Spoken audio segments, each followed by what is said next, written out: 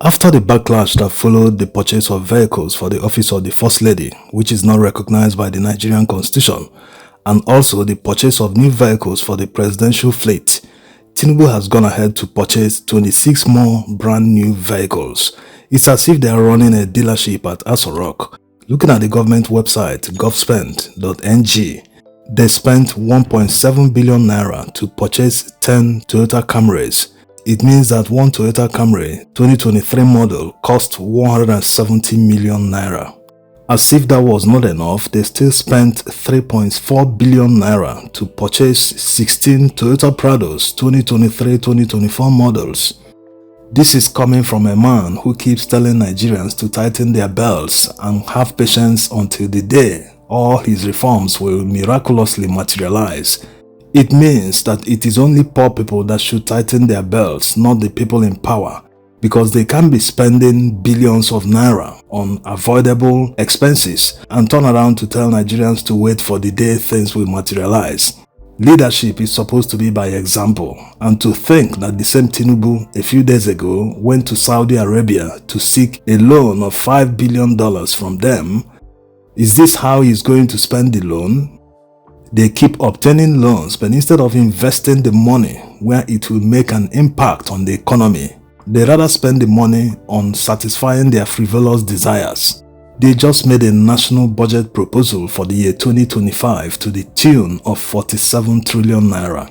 It's an estimate. They are not even sure of generating this much revenue. That's why they are floating a euro bond to finance the budget. So when they expend money on frivolities, they don't behave as people who are obtaining loans, who are running a national budget on loans. Look at how much Nigeria spent on debt servicing alone in 2023. A total of $1.7 billion was spent servicing loans, not even repayment. This one is for 2024 alone. They've spent more than $800 million servicing loans. All the figures came from Debt Management Office, Nigeria. While they are servicing foreign debt, domestic debt continues to increase, as at the first half of 2024, it stands at 66.9 trillion naira. In the period covered from December 2023 to June 2024, the domestic debt grew by more than 15%. In naira terms, it is 5.4 trillion naira. So they keep borrowing from everywhere, from abroad, from Nigerian sources, and they use the money to live large as if they are not financing the budget and all their expenditure from loans.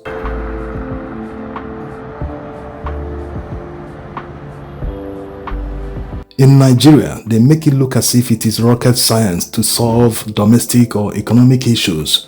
No, don't let anyone deceive you. Look at what is happening in Argentina. Javier Milei, the president of Argentina, came to power in December 2023. As at that December, Argentina had a monthly inflation of more than 25%. And gradually, he started bringing that inflation down.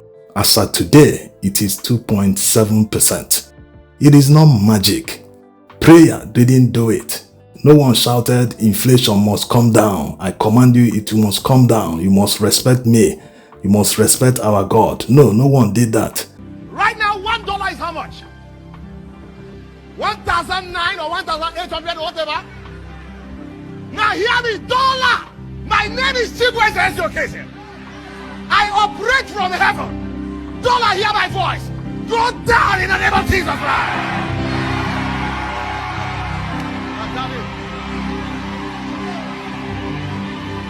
You will not be a prophet.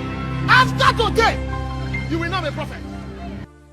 That's why when the president came in, the very first day he came, he said, this money they spend in importing petrol, he says he cancelled it.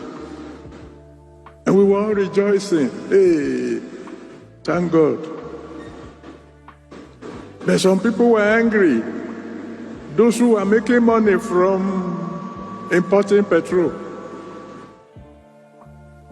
And they decided, okay, we will create a problem. And all of a sudden, Naira began to go down fast.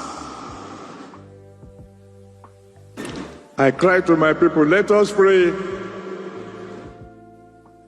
Thank God some people joined me in praying.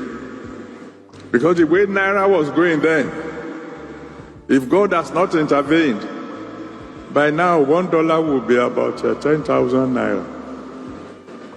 Look at how he did it. As you can see in this video, he was yanking off all ministries, unnecessary ministries, in order to cut down on government expenditure. Yes, some might argue that this ended up increasing poverty in their country, but at least the government is no longer wasting money. Cutting government waste is very, very important.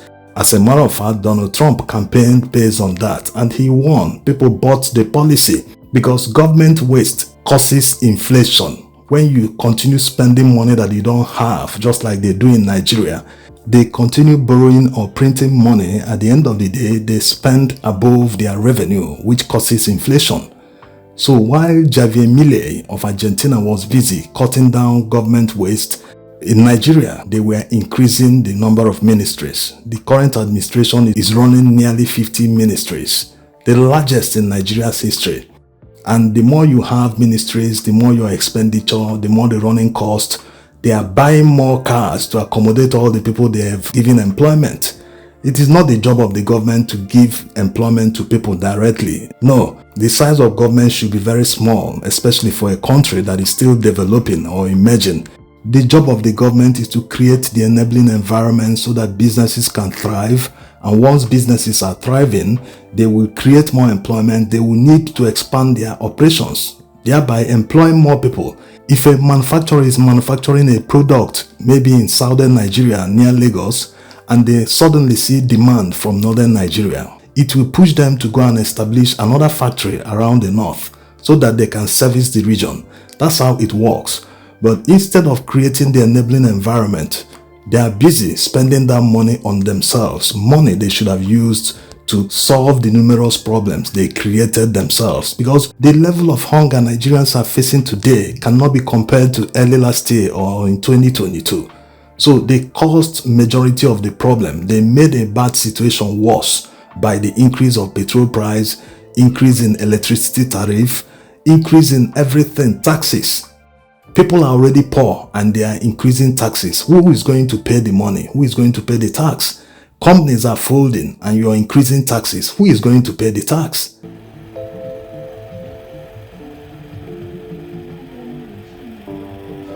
When they increased electricity tariff, they assured Nigerians that it will guarantee steady power supply. That was why they created different bands. People in Band A must receive up to 20 hours power supply every day.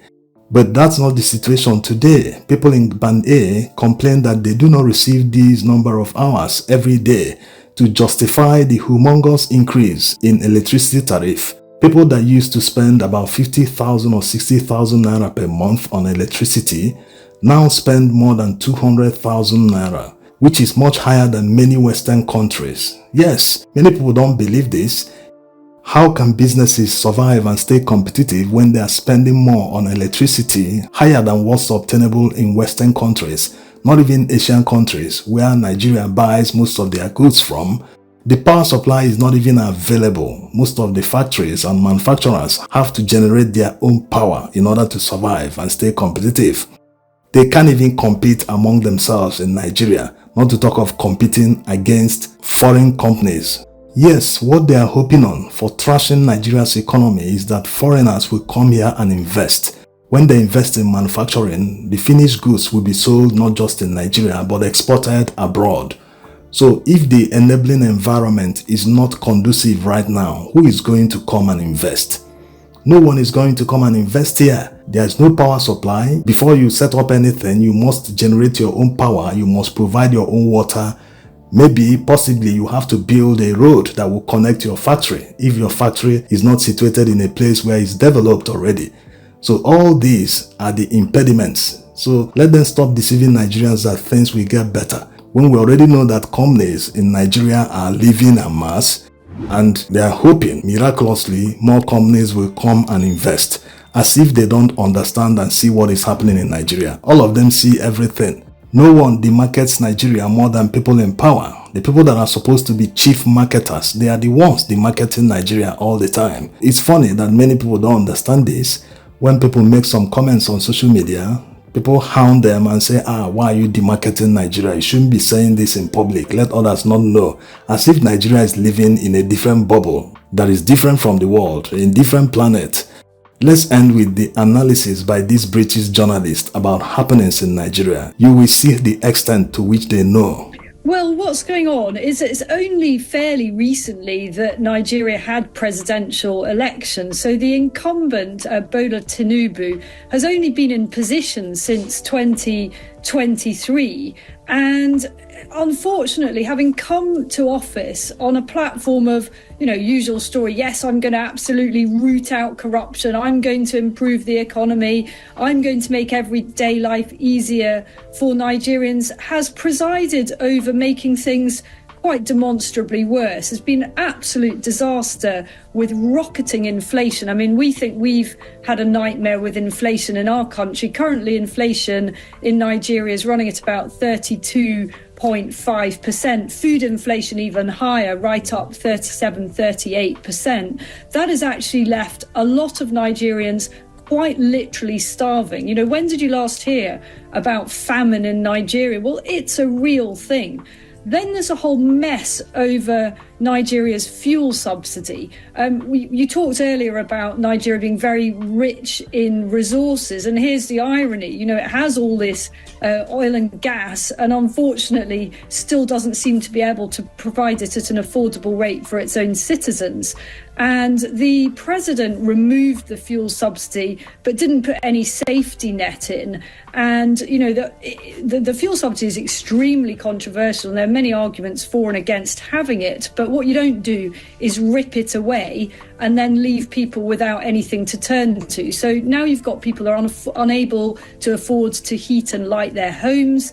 And among all of this, as a backdrop, you've got rampant corruption. I mean, if you ask people in this country, what do you associate Nigeria with? Unfortunately, the answer you're likely to get is still going to be corruption. Well, that has just gone on steroids under this current administration.